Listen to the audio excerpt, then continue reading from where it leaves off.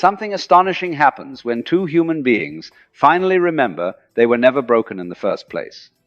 It is not the kind of story sold in romance movies, nor the sugar-coated promise traded in spiritual circles. What unfolds is quieter, deeper, and strangely more beautiful than the fantasies you were taught to chase. Most connections on this planet begin as a silent bargain between two hungry hearts. Two people sense an emptiness inside, and the other appears like a solution, a repair, a missing piece. We usually call that falling in love, but most of the time it is falling into dependency. It is like two cracked cups, hoping that by pressing against each other, water will somehow appear. Two exhausted swimmers clinging together, certain that if they hold tight enough, they will not drown. There is nothing evil about this. It is simply where most of humanity currently lives.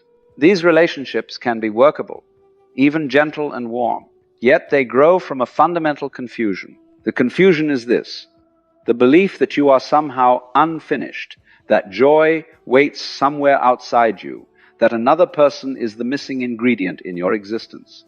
When two awakened souls cross paths, an entirely different story begins. The first thing to understand is uncomfortable and liberating at once. Awakened beings do not require each other. Let that sink in. They do not come together to plug a leak or fix a wound. They have already discovered that the completeness they searched for was never missing. They know themselves not as small, separate creatures crawling through a hostile universe, but as the universe itself looking out through a pair of eyes. So when two such people meet, they are not trying to patch a hole in their hearts. They choose to walk side by side because they wish to, not because they are afraid to stand alone. And that single shift from survival to genuine choice changes everything. The whole atmosphere of the relationship transforms when it is rooted in preference instead of panic, in celebration rather than compensation. Picture it this way: when you are starving, you will devour almost anything. You are not savoring the flavors, you are just shoving something into the void. But when your body is already nourished and you still reach for food, it is purely for the delight of tasting. Every spice, every texture, every small detail becomes vivid. You are eating for joy, not for rescue. This is what it is like when two awakened souls share a life. They are not trying to squeeze fulfillment out of each other. They are not bargaining for worth or identity. They are simply appreciating one another, marveling at consciousness, noticing itself through another face. Because neither one is clinging, pleading, or demanding, a rare kind of freedom appears in the space between them. Each person is free to be exactly who they are, to change, to evolve, to move with life. There is no ownership, no cage, no quiet terror underneath every interaction. No one is secretly sculpting the other into a fantasy partner. When an awakened person gazes into the eyes of another awakened person, they are not searching for their better half. They are meeting the same vast awareness wearing a different mask. It is like one ocean wave, recognizing that the wave in front of it is made of the same water. This recognition generates a unique intimacy, spacious, unforced, and deeply relaxed. Imagine two dancers who fully trust their own balance and each other's. They do not need to grip tightly to avoid falling. They can spin apart, glide close, improvise, and still remain attuned. This is the flavor of awakened intimacy. Now, let's be clear about what does not happen in such a meeting. There is passion, yes. There is intensity, yes. But there is no endless theater of emotional chaos. No manipulation disguised as love. No games played to gain the upper hand. No frantic attempts to rewrite the other person's personality so it feels safer to the ego. Jealousy might appear, because awakened people are still human, but it is experienced differently. A flash of envy may rise, just like a sudden gust of wind. Yet it is not turned into a saga, not weaponized, not clung to as a permanent identity. It is seen as a temporary weather pattern moving through a much larger sky. There is no fundamental fear of being abandoned, because the awakened person knows that their existence does not depend on another staying. Even if the relationship ends, they remain whole, intact, and inseparable from life itself. Sadness can arise, grief can be felt deeply, but that existential terror of "I am nothing without you" dissolves. Above all, there is no urge to own the other person. An awakened soul understands that a partner cannot be possessed any more than sunlight or the horizon can be owned. The other is free, has always been free, and will remain free. Instead of feeling threatened by that freedom, it is cherished. They are not trying to trap a wild bird in a cage. They are watching it soar, awed by each beat of its wings. So what actually unfolds when two awakened souls meet? First, there is recognition. Often it is almost instantaneous, but not in the movie sense of love at first sight. It is deeper, quieter, like a subtle inner nod. Ah, there you are. It feels less like discovering someone new and more like noticing something you had always somehow known. The usual costumes become unnecessary. The social faces, the performances, the clever defenses, these begin to soften. Both people find themselves exhaling, allowed to rest in their real nature. This recognition shapes how they speak to one another. Their conversations are not just clever exchanges of facts or attempts to impress. They are playing, exploring, turning ideas over like seashells on a shore. They can disagree fiercely about a topic and still feel completely safe. Why? Because they do not confuse their thoughts with who they are. They know they are the awareness in which every thought appears and disappears. There is also a deep form of respect far beyond politeness or good manners. It is the respect born from knowing that every person is a mystery that cannot be fully mapped. The awakened soul does not try to solve the other like a puzzle in order to control them. Instead, they allow the other to remain partly unknowable. They welcome surprise. They are not busy gathering information to use as leverage later. They are simply appreciating the enigma of another living universe standing in front of them. In their company, silence becomes a friend, not an enemy. Long stretches can pass with no words, yet there is no awkwardness. The quiet feels rich, humming, and alive. It is as if two lamps are shining in the same room, both glowing without needing to speak. When they do talk, the way they listen is different. Each person is truly hearing, not just waiting for a gap to insert their own story. They are not filtering every sentence through their personal agenda. They lean in with curiosity, open to being moved, even changed by what the other reveals.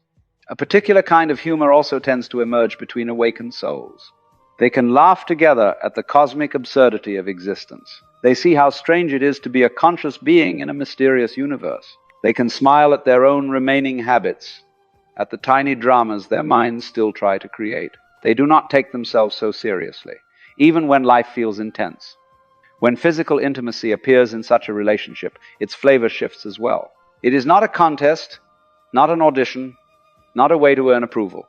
It is not a distraction from inner pain by using someone else's body. Instead, it becomes a kind of sacred play. Presence meeting presence through touch.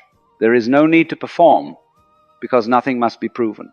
There is no fragmentation, because both are actually there, inhabiting the moment fully.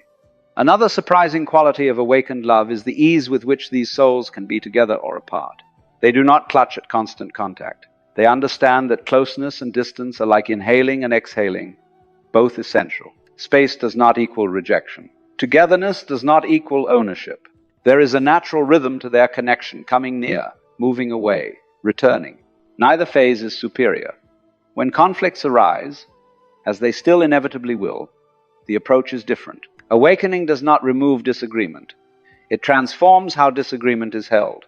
There is no obsession with being right at all costs. Winning an argument is not more important than understanding. Each person is more interested in truth and healing than in personal victory. They can say, "I was wrong," without crumbling. They can apologize without simmering resentment. They can forgive without keeping a scoreboard. There is also a natural generosity that flows between them. Not generosity used as currency to purchase love, but overflow from an already full heart. An awakened soul gives because giving feels like breathing. Support is offered without demanding repayment. They celebrate the other's growth, even if that growth eventually pulls the person in a different direction. They would rather see the other fully alive than comfortably confined. And this leads to a crucial understanding. Awakened souls know that their connection may not last forever. They are not trying to forge an unbreakable contract with life. They are not obsessed with guarantees, promises, or lifelong labels. They are present to what is happening now, fully, tenderly. Oddly, this very lack of gripping often allows the relationship to deepen and endure far beyond those built on fear. There is also a shared surrender in such a relationship. Not one person submitting to the other, but both relaxing into something larger than their individual stories. They allow life to flow through their partnership. They are not forcing it into a rigid shape or timeline. They let it evolve, breathe, and change, trusting that what needs to unfold will unfold. In being together, they naturally draw out each other's highest qualities, not by nagging or correcting, but simply by standing as living examples of authenticity. Their presence becomes an invitation for the other to drop their masks. Each person's awakening reinforces the others, like two tuning forks humming at the same pitch, amplifying each other's sound. Even ordinary moments take on a quiet radiance. Washing dishes, waiting in traffic, paying bills, these no longer feel like wasted time. They are infused with awareness, with the sense that this simple moment is the only real moment there is. They are not postponing joy until some future peak experience arrives. They discover the sacred hidden inside the everyday. Awakened souls still feel the full spectrum of emotion.